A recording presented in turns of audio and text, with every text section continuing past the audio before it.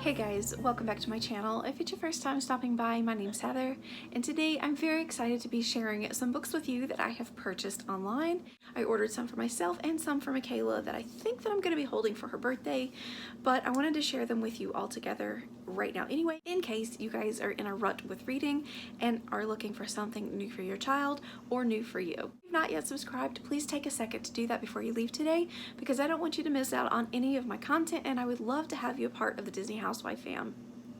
During this time that we are safe at home, I have found myself reading a lot more. Typically this time of year, I'm not reading a whole lot. I'm busy doing other things, and that all came to a screeching halt as it did for everyone else. And so I really just went ahead and started grabbing some books so I could feel better.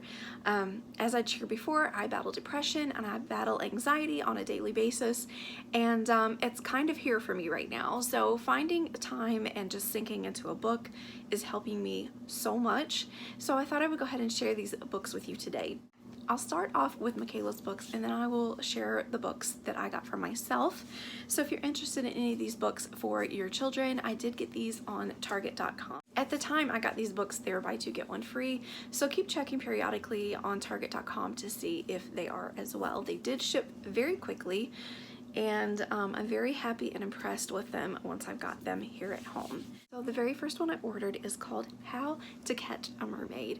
It is beautifully illustrated. I absolutely love it. I love how gorgeous this cover is.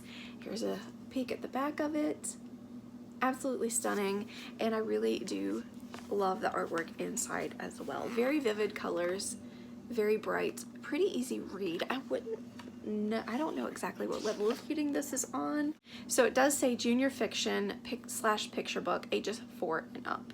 And this did retail for $10.99. And it's from Adam Wallace and Andy Elkerton. Such a very beautiful book. I love reading shorter books like this at night with Michaela, because at nighttime I am just too exhausted and I really want to read her a nice quality book, as well as try to get through a couple of them right before bedtime. So this style of book is really perfect for that if you need a quick, easy read at nighttime. The next book is also in that series, and it's called How to Catch a Unicorn. It is equally stunning on the cover, front and back. And Michaela loves unicorns. She still does. She fell in love with them about 2 years ago, and I don't see that trend with her leaving anytime soon. Again, it is the same author because it is part of the same series, and it's just absolutely gorgeous inside. I've never went to a zoo to see a unicorn, so I'm not sure what this story entails, but wait to read this one as well. I love all of the bright colors and everything, and I think she's going to really enjoy it as well. The third book I picked up for her, I kind of picked up for me too, because it's a part of my childhood that carried over into hers, and it's a really beautiful book to share. And I think every family should have this as part of their collection.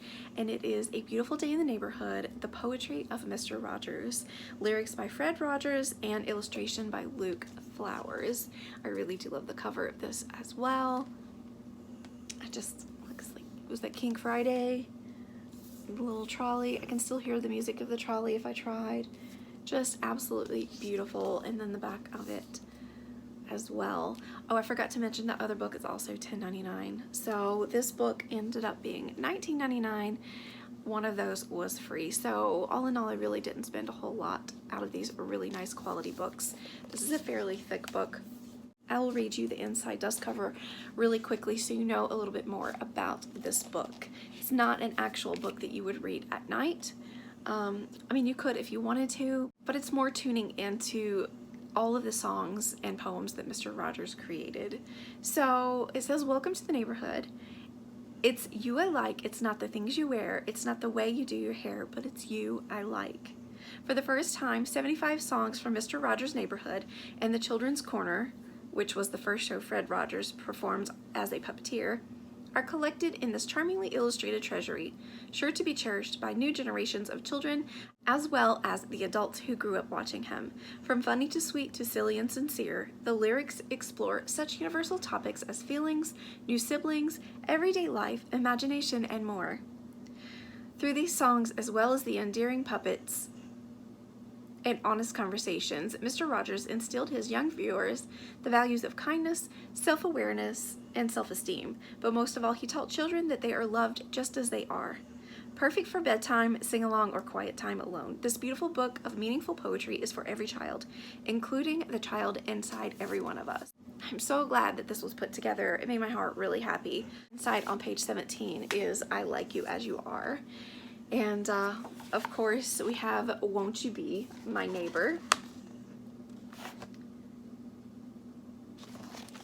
I really can't wait to take a moment to go through this book with her. If you do love Mr. Rogers, I highly recommend picking up this book. Okay, so let's get through this stack of books that I have for myself. The first one is Girl on the Cliff by Lucinda Riley. I really like this because it basically ping-pongs between New York and Ireland and London. It's about friendship, family history, and heartbreak, and this is really right up my alley, and I cannot wait to dig into this. This one I actually didn't buy. I borrowed it from a friend, so I will be returning that back to her. We swap books a lot, so this is first on my list to finish.